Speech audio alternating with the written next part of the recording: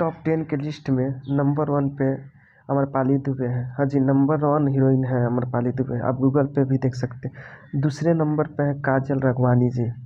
हाँ जी, काजल राघवानी जी दूसरे नंबर पे है।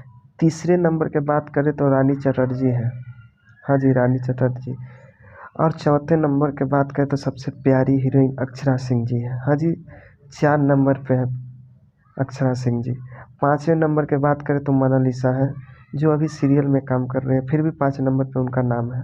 6 नंबर के बात करें तो अंजना सिंह जी हैं, जो 6 नंबर पे अपना जगह बनाई हुई है।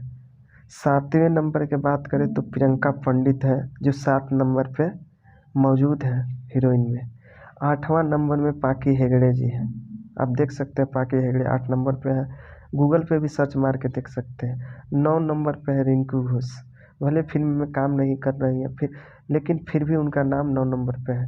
10वां नंबर के बात करें तो सीमा सिंह जी हैं, जो आइटम सॉन्ग में डांस करती है, वो 10 नंबर